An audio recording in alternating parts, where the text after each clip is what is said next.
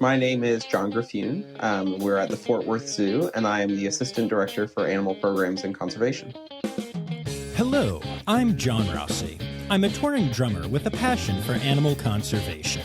When I'm on the road, I spend as much time as possible visiting zoos, aquariums, and conservation organizations. Now, I want to share those places with you. I'll be talking to keepers, vets, conservationists, anyone who can help me in my mission of connecting my people to animals through their people. Join me on my Rossifari. Hi, hello, how are you? Welcome back to the Rossifari podcast. All right, y'all, so it is officially our second week in a row at the Fort Worth Zoo, and now we're bringing you a brand new guest, Dr. John Griffioen, and we talk about all kinds of things. This is one of those freewheeling interviews where we end up talking about not only animals and exhibits and stuff like that, but also leadership and, what it means to find the right place and find ways to combine your passions into maybe unique positions. And I don't know, just all kinds of stuff. It was two people named John who really were just enjoying chatting with each other. And of course, as y'all know, I love bringing the PR people into the episode. So you will hear a little bit of Avery, who set these interviews up. And I had to, not let her just be a silent observer. So yeah, it's just another really fun trip to the Fort Worth Zoo, and there's a lot of food for thought in this one about all different sides of the zoological industry and what it means to be a person in it. So we'll get to that in a minute, but before we do, quick reminder that you should hit subscribe so you don't miss any episodes. Every Tuesday we do interviews, every Friday we do Zoo News. Make sure that you are following along on the socials at Rossifari and on TikTok at Rossifari Pod, and make sure that you don't get two really playful dogs and then have them hanging out in the room that you're recording in if you're a podcaster, because you can probably hear Buzz and Flam just tearing it up next to me. But hey, what's an animal podcast without some animals, right? So with all of that said, I think it is time to head on back to the Fort Worth Zoo. Enjoy, y'all.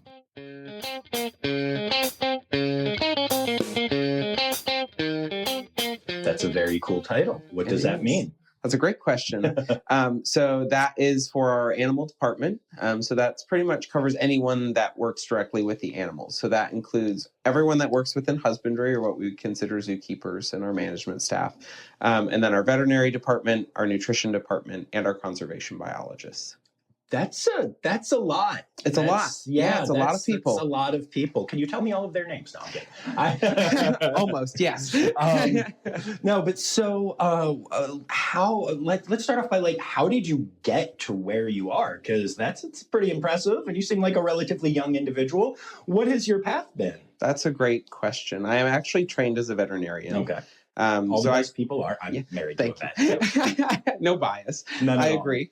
I grew up in Michigan and had always loved going to the Binder Park Zoo. Yes. I worked in education there for a while and just fell in love with it. It's still one of my favorite jobs I've ever had. I did overnight camps. I got to sleep at the zoo and they paid me. That's amazing. That's kind of the best gig. Yeah. And from there, I always knew that I was drawn to science. I really loved the connection of health and how basic biology connects to well-being, and wanted to do that for animals, not people.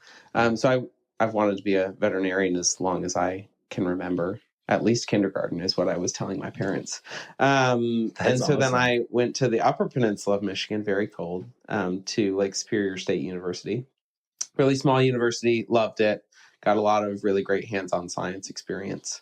And from there, went to North Carolina State University for vet school. Nice. Which is a great school. Yeah. Really strong zoo and aquatic program. And I knew that's the direction I wanted to go as a vet. And had a great time, did all kinds of fun things with turtle rescue team, got involved with some wildlife rehab, which was really rewarding. They have a red wolf program, just some really cool opportunities. And then from there, I did an internship at the Mystic Aquarium in Connecticut. Very cool. Loved it. And then went to the Indianapolis Zoo for another internship, also amazing. And that sort of melded the aquatic side of things with the zoo side. And from there, I actually came straight pause here. before you go on. Were the walruses there when you got the walruses were there. I love walruses. I love walruses. Yes. So I've done a couple episodes at Indy, and one was with walruses. And out of all of the animals that I've gotten to meet and spend time with, I'm not saying they're top of the list, but if not, they're darn close. And it was like, what magical little weirdos. Magical. Just amazing. They are. Little isn't the right word, but yes. But yeah, they're incredible. Yeah. Walrus are, one of the coolest species I've worked with. That's for sure. So cool. Really awesome. Cool. And then you came to Fort Worth. And then I came to Fort Worth. All and right. I started as an associate veterinarian and did that for a few years. And then just recently moved into this position about a year ago now. Okay. Very cool. I'm curious, something I've never really asked on this podcast before, because I've had a lot of vets on. Again, I'm biased, but also I have a great relationship with AAZV. They'll be at the conference in Toronto in 2 weeks, and it's always amazing covering that stuff. And how do you, I don't even know the best way to phrase this, but like when you work at a job, you get assessed, and obviously you got raised up to this incredible position that you're in now. How do you assess a veterinarian as far as like that kind of thing for like progress and like if you're doing a good job or not? How does the assessment process work? Yeah, that's a great question. And I think it's different for everyone. So is it, how the facility is assessing, we look at the animal health program, and we have a phenomenal program here. And so that's looking at things like preventative health and how the collection of animals are managed in the best way. And so there are some metrics for that. But I think a lot of us internally also kind of measure ourselves on like, how are we successful? And what that looks like for everyone is very different. And so I think for me, I always gravitated towards the people side of the animal work, which is kind of interesting. I think a lot of people get into the field not necessarily like, I love working with people, I want to go work with animals all day, but it's so important. I mean, it's most of what we do. And so I kind of always gravitated towards that. So I think it was a natural fit. But then there's incredibly talented clinicians that are on clinics for their entire careers, and that's incredible, and we need them. So it kind of depends on the individual and what their goals are, what their measures of success would be. That makes sense. That's fair. I do find it interesting that you knew that you didn't want to be a medical professional for people, but then once you got into the animal side, were fascinated by and connected to the people. Yeah. Why do you think that was? I've always been drawn to animals and animal people. I think animal people are really amazing. I weirdly do too. Yeah. There's just such a level of compassion and dedication that goes into animal care that I'm not saying that doesn't exist in the human field. I just didn't feel that myself. Like I've always been drawn specifically to animals and animal people. But I do think there's a gap because of that, because a lot of people look at it as an animal job. And it is, but it's also a people job just as much. And so trying to bridge that a little bit more. Very cool. I really like that. That's actually something that's been a big part of my experience doing this. I frequently talk to people who are not, the type of keepers that are out there. They're not education keepers every time. There are people who might be in the back of a herp building 98% of their time. Yeah. And, but in this world, in this modern world where we need to all educate and we all need to, team up with stakeholders for conservation and stuff, you really can't. There's that old stereotype of like the zookeeper who like didn't like people, so became a zookeeper, and you just can't be that anymore. And some of the facilities that I go to a lot as I'm traveling around have kind of started throwing some of their more animal-only keepers at me because they know I'm nice and I'm chill and I can keep it fun. But you need to get that experience of like doing the people thing.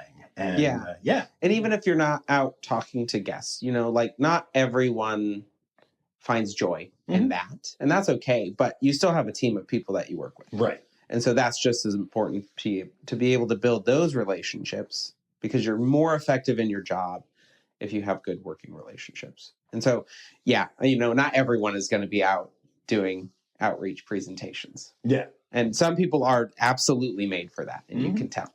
And some people are made to be in the back of the Herp building. But again, there's people everywhere. Yeah. Everywhere. Yeah, absolutely. Very cool. So talk to me a little bit about what your current role is, because it sounds massive. Yeah.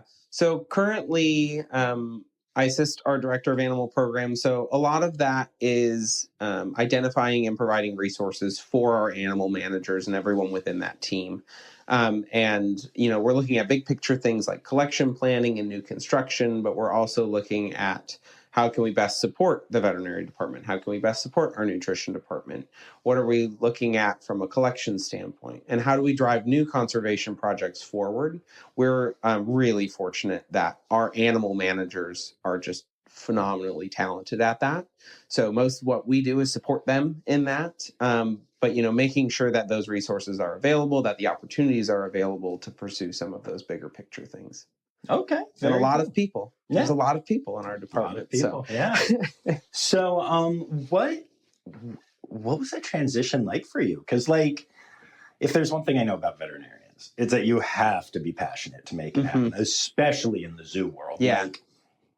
There's just no doing it otherwise. But it sounds like you've stepped away from that, or I know that you're overseeing, you're partially overseeing that department, however you want to phrase it. Sure. But are you still at all involved with doing the actual veterinary work? And how long do you spend in the clinic and all of that? Yeah. So hospital I'm doing a little bit of the clinical side still. Again, just trying to more support that department and what their goals are. But yes, it is a big transition to go from a clinical career more into management. It did feel like a good fit for me. I still feel that way. I love my job. And it's a new challenge. I like challenges. Vet school was probably the biggest challenge. And so that's kind of exciting to keep pushing it forward. But yeah, it's definitely a big change. It's kind of changing the lens from, in clinical medicine, we're really looking at taking care of the collection. And now we're still kind of doing that, but the collection has changed to our staff. Sure. And I think that's great. Yeah, that's really cool. Yeah. So I'm curious, with your education being what it is, it doesn't sound like there was a whole lot of, leadership training in there, or even communications training in there. So what do you do to make sure that you're good at that and to learn that side of things? Yeah, that's a great question. I think as a whole, our industry and profession needs more of that. I was really fortunate. In veterinary school, we had mandatory classes on that. So we had communication classes, we had leadership opportunities. I've been an opportunist for leadership opportunities since high school, and did that in undergrad. Again, it always felt like a natural fit. So I would seek those out, and then use them to develop things that I didn't I used to hate doing public presentation. I did not like talking in front of people. And now it doesn't faze me because I've had the chance to practice it so many times and realize why it's really important, right? We have a message to share, so we need to practice that. And was it 2 years ago, I did a leadership course through Gray's, Growing Resiliency for Aquarium and Zoo Employees. And it was phenomenal. Nice. So, even though as a career, it's not the first thing you think of, right? You're like, oh, you're being trained in medicine and what drugs to use and how to anesthetize animals. It's so important. Veterinarians in particular, and this goes, beyond just, that's my experiences. I'm a vet. So I talk from that lens, but I think that's true for, curator level and all of that. There's so much of the technical side, but each one of those positions is also leadership. So try to work in that sort of natural development as things arise. So things like presenting at conferences and being on committees, those are all little opportunities to build your leadership skills and your communication skills. Great answer. Yeah. I'm very passionate about leadership stuff. I think it's wildly important. I read a lot of leadership books and so important. Yeah. In my real job, I'm frequently, music directing shows and one of the people in charge on a tour or whatever. And It's a skill set that you really do need to develop, and Absolutely. and you're right. I think a lot of people don't, and yeah, that's cool that you've been so passionate about it. This really seems like you just like found your niche here, which I'm really digging. Yeah, that's very cool. Great. Yeah, I love it here. So I get in trouble if I don't talk about animals, specifically, at least occasionally on the podcast, as fascinating as you are. So tell me, there's obviously a huge collection here. What is your favorite animal at the zoo? You have to have one. You're not allowed to lie and say you don't. My favorite animal, species or individual? Yes. I love our flamingos. Nice. I'm the SSP veterinary advisor for Okay. flamingos, Very so cool. I'm biased. And I've been very fortunate to get to work with free-ranging flamingos in Bolivia with our bird team. So Wow. I have a strong bias towards that. Love the flamingos. They're a great exhibit animal. They're very interactive. People love them. And they're just incredibly adapted. They're so cool, different. They're fun to talk about. Flamingos are great. Individual animals, oh man, there's so many. There's so many great animals. Who is my favorite? See, now you're going to get me in trouble. I am. That's the goal. People are going to listen to this and they're going to be like, oh, interesting. You didn't want to pick my animal? I will say, with the caveat being, one of the first animals that I worked with here that I sort of started to build that relationship with was our silverback Elmo. And him and I just, for whatever reason, I've worked with gorillas previously, and he is a really amazing animal. And he definitely is very aware of what's going on, but he is, from a silverback standpoint, very calm. And so I would come in and be working with a different gorilla, and he would just stand by the door and watch, which is really cool that we got to build. And that helped me then build the relationship with the keepers in that building, which is cool, right? To bring it back. I know we're talking about animals. To bring it back to the people, I think those relationships are just as important as the relationships with the animals, and more so, right? Because I was coming in as a veterinarian and they work with the animals all day. Right. So I need to have that relationship with them even more than I need the relationship with the individual animal. No, absolutely. I actually, we're recording this on Tuesday, September 10th. It won't be out for a little while. But today I dropped an episode from Roger Williams Park Zoo. And it is one of my favorites that I have done because it was basically a person who was really into training. And a person who was new to training, but had been a keeper and had a really great relationship, in particular with these two binturongs. And they teamed up and then worked with the veterinary team to completely change the care that these animals were getting and changed their lives in the process. These binturongs are almost unrecognizable now in a positive way. Yeah. And when they were telling me the story, I was not there to do an interview. I just happened to meet these keepers who had heard of me, and they started telling me the story, and I instantly reached out to the PR person there who I'm friends with, and I was like, I need to talk to these people. And we did the thing, and it blew my mind. And we spent an entire episode just digging into those steps and how that team worked together and how the vets trusted the keeper and the trainer trusted the keeper and the keeper trusted the trainer. And it really, it's such a beautiful thing when those relationships work out. And I think that sometimes people outside of the zoo world don't think of that. But the relationships that you forge with coworkers, with people in other departments, keepers to vets, whatever, actually have an impact on the care the animals receive. Absolutely. Yeah. A huge impact. Yeah. And I think it's really cool because our zookeepers are really good at training, really good reading the animals. Those are the same skills you need with people, right? We like positive reinforcement too. Operant conditioning works just as well for me as it does for an animal. And so I think getting people to switch that lens to realize I have the skills. I do this every day. I ask, for this behavior, this is the desired behavior. Right. These are the steps to get there. You can do that with anyone. And that's so cool.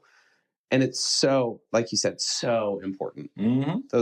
the people side relationships are, I think, just as important as the rest of it. And it changes the care. Absolutely. I mean, we do some incredible training here, and it's because of that, right? Right. The animals trust them, but then they trust each other. Mm-hmm. Yeah, no, it's fascinating to see, especially when you talk about silverbacks, elephants. I mean, these are not tiny little animals that you're dealing with, and to see those relationships is incredible. Yeah, no, I think one of the biggest positives that has come from me doing this podcast that never would have thought would have happened is, as I learned and as I delved into training and I started learning about training and studying it and looking into the ABMA and interviewing incredible trainers and talking to them. My son was growing up. He's 10 years old now. So this podcast has been around for, a lot of his formative years. We're in our 5th year.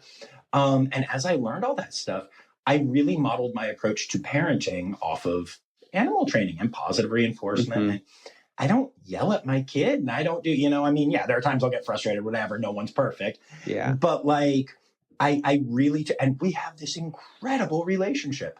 And honestly, I'm not sure it would be there if I hadn't learned from, the animal world how to interact so well with this person. And that is something that I'm very grateful for, Yeah, relationships, they really do matter. It's everything. Yeah. Obviously, another thing that really matters in the zoo world, of course, is conservation. And you mentioned that you're involved on that side. You're just involved with everything. So can you talk a little bit about the conservation work being done here? Oh, man. How much time do you have? Yes, I think that the Fort Worth Zoo absolutely does conservation. Is one of the best in the country. It is everything from foundational work with the International Elephant Foundation, International Rhino Foundation, and that, big picture, how do we equip people in the field, all the way to reintroducing Pecos pupfish in West Texas. And it spans all of that. So some of the projects I specifically work with, I mentioned the high Andean flamingos in Bolivia. And so we partner with an organization in Bolivia that does an annual banding for juvenile flamingos at one of the high altitude lakes, which is incredibly beautiful, very remote, very hard to get to. And it is the main breeding site in the world for James's flamingos. Oh, wow. Super important site. And so we've been doing the banding for a couple of years now. And last year we actually started including health assessments in that. So we're trying to get some baseline data, because just like everywhere else, that environment is being impacted as well. And so we want to make sure that we have baseline so that we can track over time and ensure that this really, really important space is staying safe for them and that they're still able to utilize it. It also has Chilean flamingos and Andean flamingos nesting there. So it's a really unique ecosystem, really cool opportunity. Our bird curator, Brad Hazelton, has actually worked with one of the facilities down there to start developing an assurance population. Nice. Because a lot... they don't really exist outside of South America in a managed setting. And so if something were to happen, there's no backup for that. And so we have tremendous flamingo experience here, really talented staff as far as raising flamingos. And so we've been able to partner with them to share that expertise and build some capacity down there. So that's a really cool project. Yeah, that is cool. Wow. Work with our Louisiana pine snake program, reintroducing those snakes back onto the landscape in Louisiana and maybe one day Texas. We're doing the same things with Texas horn lizards and Houston toads and Puerto Rican crested toads and Pecos pupfish, and we're getting into freshwater mussels. And I think that is really important to highlight. There's so much work to be done on the ectotherm side of things too. And I think we do a really, really phenomenal job with that. And then we have full-time conservation biologists that work in the Caribbean with the Anegada iguana and the Jamaican iguana, and really drive those programs forward and getting animals back on the landscape. That's really cool. Yeah, I love the reintroduction or head starting or all of those types of programs. I find those incredible. I was actually surprised, pretty in this world. And I just the other day realized that there's yesterday I found out actually there's a safe program for mussels. I had no clue. Yeah. Yeah. I'm I'm on the steering committee of Safe Red Panda, and I did not know there was one for mussels, and I feel kind of bad about that. But freshwater mussels, so cool. Yeah. They're so cool. Very underappreciated, but like fairly complex lifestyle and so important for aquatic ecosystems in North America and everywhere. But like North American freshwater mussels, and they're in trouble because they're sensitive to things in the water and to change how we're changing rivers and all of that. Yeah. Can you talk a little bit more about mussels just in general? I feel like, I mean, because I know you do the conservation stuff. And sure. You know. Yeah. I don't have all of the details. You have enough for a Talking to podcast, someone I promise. that will have all the details. But, you know, they have various life stages, and depending on the mussels, some mussels rely on a host fish, and they actually like latch onto the fish. So you have to have the fish present for them to be able to complete their life cycle. And there's so much, I think, that we still need to learn about invertebrates in general, right? Like they are the largest taxonomic group of animals. And we know very little about them, particularly from a health standpoint, but even just in general. I mean, we still haven't named many of them or found them, certainly. And mussels fall in that, you know, they look like kind of like rocks and streams, and people may not even know they're there. But they're filtering organisms, and they help with water clarity and making sure that we have really high quality water, which is something we all need. And so I think mussels are a great opportunity to connect that story, right? Of how does a little clam looking thing in the riverbed connect to you? Like, how does that impact? Well, everyone needs water. Everyone is around water. I think people really enjoy, you know, recreation on water. It's all connected. Those are the stories that we want to tell. We want to get people thinking about conservation with that personal connection. And you can do that with mussels. It doesn't just have to be big, charismatic megafauna. I mean, I love elephants. We do incredible elephant things here. But we also do incredible things with mussels and the Coral Reef Track Project, and maybe less charismatic. Yeah, and I think that stuff's really important. I think that's very cool. You know, you mentioned a couple of different things that I want to touch on, one of which is going back to flamingos for a sec. Sure. In particular, especially with your background and everything, I know that the flamingo exhibit here is very popular. I know that because in the times I have been here, I've never gotten up close to the flamingos. I'm hoping to today, but it's always so crowded that I literally can't get up that close to the birds. Flamingos. It's amazing how popular they are. But I also know that avian influenza is a thing. Yeah. I don't know if it's gotten down here or whatever, but how are you taking care of the flock with that situation, and how has that been going for you? Yeah, that's a great question. Avian influenza is definitely a current wildlife disease of concern. And so one of the things you'll notice when you come to the zoo, if you've been previously, is that a lot of our bird exhibits are covered now. So the biggest concern is that wild birds would bring it in, right? We don't have it naturally circulating within the birds that live here. So what we want to do is prevent the birds from coming in and bringing it with them. Meaning, well, of course, they're not intentionally bringing it in, but they may come in and try to snack on some of the food. And so by covering it, we kind of prevent that from being possible. Other things that we do is, you know, manage how we feed them to try to prevent wild birds, particularly waterfowl is the biggest concern, from mingling in with. And we do have ducks in our exhibits, but those are our ducks.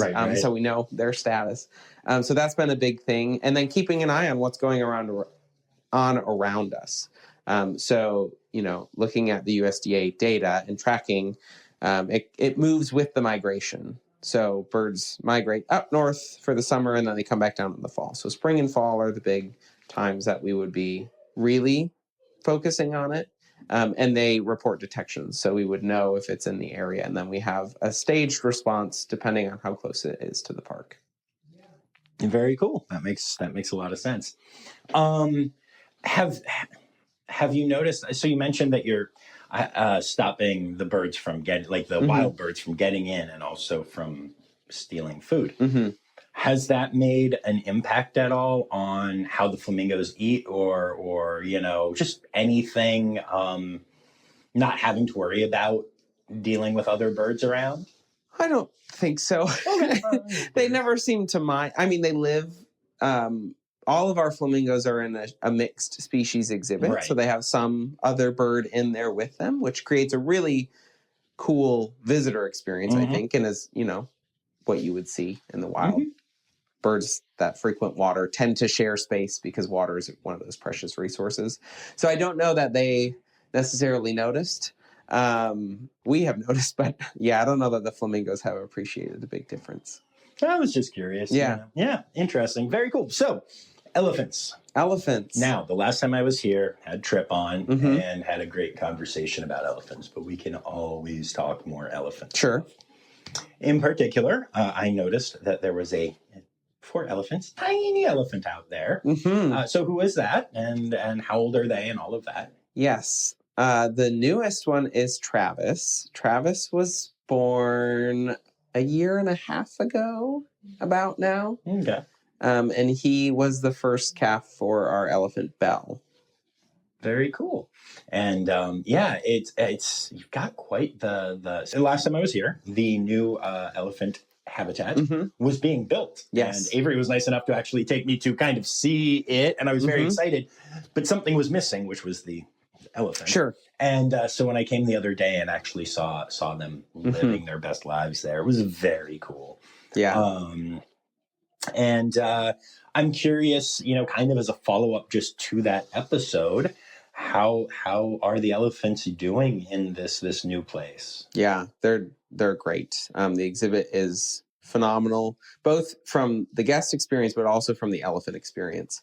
It's provided a lot more flexibility in how we can move animals around and keep things moving during the day.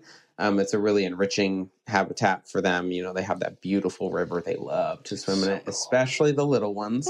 But they all get in, but that's a great opportunity for them. And the way that it's designed, it's really intentionally flexible so that we can create that dynamic movement through the herd. And we have a multi-generational herd here, which is great for the elephants as well. So, Travis is here and he has his mom, but he also has his grandma with him. And the space now allows, movements, and they get to share different spaces and still be on exhibit. We have the amazing demonstration yard where guests get to see all of the incredible care that goes into taking care of elephants. There's so a lot. Cool. Yeah, no, there's a lot. Well, and I got to see that the other day. Yeah. When I was great. Here, and it was the crowd watching was going nuts. Yeah, it's such a cool experience. Yeah. And to be that close. Yeah. Right? Like that really forms that connection when you get to see them up close. Yeah. No, I have had some seriously cool times with elephants, but even I am blown away just every time. Every time. Yeah. So what's it like going dealing with the care of elephants from the veterinary side? Yeah. There's a lot. Just like from the husbandry side, elephants are, oh gosh, they're just big. They're really big, and that poses challenges, right? But fair. Again, to bring it back, it all comes back to relationships, right? Because they're so big, we rely on that relationship they have with their keepers and with us. To participate in their own care, and they absolutely do. It's incredible. They're much better at things like blood draws than I am. Very, very patient for that, and it's so important. And so the preventative health side of elephant medicine is really well developed. There's been some really important people that have worked and pushed that forward. And so we have a really well developed plan here, looking at their health as a whole. And that includes nutrition, which we have as a separate department here, which is phenomenal. Yeah, that's very cool. Yes. Yeah. What a privilege. And we have incredible staff that, nutrition is such an important part of health. And that's, more than just elephants, but we'll talk about elephants because they eat a lot. And so we look at that at the big picture too. And so absolutely nutrition is involved in that. And then our vet staff are involved in that. And our elephant care staff, it's all one big team, making sure everything is set up for them. And so, we do a lot on the preventative side for elephants so that, that's things like vaccines and making sure that their blood work is healthy and all of that. Yeah, that's very cool. One of the things that really impressed me that Trip had mentioned was that you guys really don't need to bring in anyone external for, like, a lot of people bring in, an elephant foot care specialist or Mhm. something like that. And I know, just to clarify to those listening, if something came up, if there was something, you Yes. would happily bring in Absolutely. outside help. But like everything's in house here, Yes. and that's fairly rare for elephant care, because there are people who literally make their living just Absolutely. taking care of elephant feet or whatever, Yeah. And I thought that was very cool when I found that out. Yeah. That was surprising to me. We have- even as great as this place Yes. is, that was surprising to me. Very talented staff, and we absolutely utilize them. That being said, of course, we would bring someone in if it gets outside the scope. But, Mhm. that's true for, again, all three of those. Our elephant staff, Mhm. our veterinary staff, our nutrition staff, all very capable to handle that. And with that, have developed things nationwide to help. Our nutrition director just helped develop an elephant milk replacer formula Wow. that everyone can use. So that expertise now is being shared broadly, which is really cool. Yeah, that's very special. So there is a new area of the zoo. There is. And would you like to talk about that a little bit? Sure. Or at the very least, would Avery like you to talk about that a little bit? Would you like me to Promote talk it? about that? Yeah, let's talk about it. We opened our newest exhibit, Predators of Asia and Africa, in June of 2023, which really revitalized the whole space where our big cats have been, and diversified that area a little bit. So we have some bird exhibits in there, as well as our Sumatran tigers and our striped hyenas. The African lions have a new beautiful big home. Pause. Yeah. So let's talk about this lion habitat, because it is like, okay, so Tripp was showing me around this Mhm. area the other day, and he's like, that's our lion habitat. I was like, cool. And I looked in, I was like, cool. And then we went to the next viewing area, and he's like, Mhm. still our lion habitat. And I was like, excuse me? Yes. It's just amazing. Yeah, it's beautiful. Yeah. It's really nice. Yeah, talk about it a little bit. What went into the thought behind it, and how are the cats reacting to it? Yeah, I mean, the cats love it. We were really excited shortly after they moved in. We had a lion cub, which is great. So he's still on exhibit, although he's getting quite large now. He's quite a big boy. But the idea of the habitat is just to provide that more enriching, varied space for them. And so there's two big grassy areas and then that beautiful waterfall down the middle. And the idea being that this will be a little bit more flexible to work a normal pride dynamic. So potentially, it could change the number of cats that we have. It can also change how we are able to manage them. So there's actually, even what you can't see is there's another off exhibit yard that adds even more flexibility. So if we had another male, there's still outdoor access for them. It's beautiful in grass. It's like a private little getaway. And so I think on the guest side also, our previous exhibit, you had to view them kind of across a decent space. And now they're right up at the glass, and watching guests interact, especially with the newest cub, has been really amazing at the new exhibit. Nice. Very cool. Yeah. All right. So tell me more about the new place. I just got really excited. Yeah, it's a beautiful exhibit. And then up above that on the waterfall is our cheetah exhibit and our African wild dogs, and then African leopards. Those are all of and clouded leopards. Cloudies, yeah. Yes. Yeah. So fun. And then, throughout that we have various bird exhibits. So we have storm storks, critically endangered species. We have hornbills, also species in peril in general, and red-crowned cranes, to try to highlight, the predators are there too, but we think about things as a whole ecosystem and biosphere. So, they're not the only ones living there, but they can be really cool conservation messages, right? And we kind of talk about this a lot with elephants. We focus on elephants, but when we conserve elephants, we're conserving that entire ecosystem. And so you can utilize kind of that messaging to connect the pieces, right? Like a lion doesn't just live in a vacuum in Africa. Like there are also birds that need the savanna. And so behind that, we have an exhibit with a bunch of birds in it. And it's really cool. You can actually see through the exhibit into the lion exhibit, to kind of create that visual connection of it's all connected. Yeah, it's very, very cool. Yeah, I it's really beautiful. love the new area a lot. Yes. I think it's fantastic. Yeah.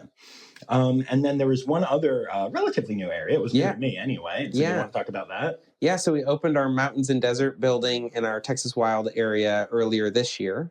And this space was totally reimagined and I think does a phenomenal job of connecting guests with what we're doing for conservation in Texas and in the Texas region, including Louisiana and Oklahoma. And so it highlights some of those species. So now you can see Houston toads on exhibit. We have Texas horn lizards and Pecos pupfish. And it is an immersive exhibit that highlights the mountains and desert region of Texas. And so it's all Texas native species. And again, such an important message of connecting people with the wildlife from their own backyard. Absolutely. Yeah, it's a really cool building. Yeah, it's beautiful. Yeah. Yeah, well done. Well done. Thank you. What's next? What's next? Yeah. We are now getting ready to work on the last phase of the Wilder Vision, which is forests and jungles. All right. Yeah. Very exciting. Cool. Yeah. And when will that be ready? That's a great question. Do we have a TBD? Yes. Even if you final timelines are still to be determined. Fair. Let's be honest. Even if you had the final timeline, it would probably change like 24 times. Yes. Yeah, that's just construction is always true. Yeah. Cool. So I had one final question before we get to our wrap up stuff, and this, if this makes no sense or whatever, I'm gonna cut it. But going back to elephants for a second, I noticed that the elephants here have, and I've seen this elsewhere too. I mean, this is common in elephants, but especially seeing some of the older ones here. I noticed that like they have some like lack of pigmentation in different places. And I'm a person with vitiligo. And so I was wondering, I always connect with animals that have something like that going on. And so I was wondering what that is. I've never really thought about it or talked about it until I was looking at the herd here the other day. And I was like, oh, that's a good question. Yeah. So what's going on with that pigmentation situation? So you've probably only noticed it in Asian elephants. So Asian elephants naturally, as they age, will lose pigment, particularly on their face and upper trunk region. So it's a totally normal process. That happens specifically in Asian elephants.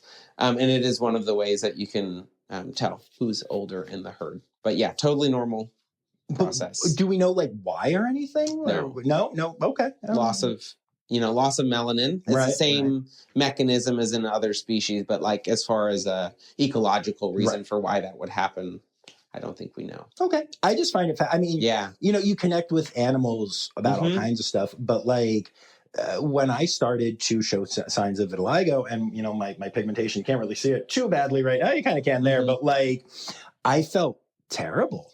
Like that just was very, I don't know, embarrassing, even though it's not like a thing. It's nothing I did, Right. And then when I started to find out that was a thing in the animal world and would see the pigmentation loss in elephant, it just like, I feel pretty because of it. Like, I feel like that's cool. And it's a really meaningful thing to me. I would love to know what the ecological reason is happening to me or them, but hey, whatever. But I don't know. It's amazing how you can connect with such, different, unique ways with animals. Cool. Thanks for that info. I do appreciate it. Is there anything else you would like to say about the Fort Worth Zoo or your time here or anything? You just about covered it all. Yeah. Yeah, cool. Great. And then conservation organization you'd like to give a shout out to? I think on the veterinary side, the Wild Animal Health Fund through AZV is a great one. And then a lot of our foundational partners. So IEF, IRF, TSA, International Iguana Foundation, the Caribbean Wildlife Alliance, the Zoo and Nutrition Wildlife Fund. I mean, there's so many organizations that are doing great things. Nice. Wild Animal Health Fund is something that I always promote on this podcast. I am a huge fan of the work they do. I've benefited from it and I'm a huge supporter of it. Nice. Very, very cool. Will you be at the conference? I will. Nice. All right. Well, I will see you there then. Yeah. Very cool. And then last but not least, it is time. It's time now, don't you know? We've come to the end of the show. But there's one tale left to go. You're gonna laugh and say, oh no. It's time for the Rossifari poop story. Yes. I was an intern at Mystic Aquarium, and we were the stranding response network for the Connecticut region and into Rhode Island, and actually a little piece of Long Island as well. And so as the intern for any animal that was stranded and found deceased, we would conduct a full postmortem evaluation to see if we could figure out what happened. Was it human involvement? And so for things like sea turtles, you have to make sure that there's no plastic in their gastrointestinal tract. So I was the lucky winner of a loggerhead sea turtle that had been floating at sea for I'm not sure how many days to weeks. Yes, and it arrived like a balloon. And surprisingly, I was the only one that wanted to stay for that necropsy. And it was one of the most memorable smells of my entire career. I can still smell it if I think about it to this day. And the turtle had been eating very well crustaceans that were then like cooked in a Dutch oven. So as I was sorting for plastic, I had to take a few breaks. And that is one of the most memorable experiences of my career, for sure. And I'll never forget that smell. I do believe that. Yeah. Oh, well, thank you so much for taking the time. I appreciate it, and for sharing all of the good stuff and also that. Yeah. You're very welcome. Thanks for John. having me. Yeah.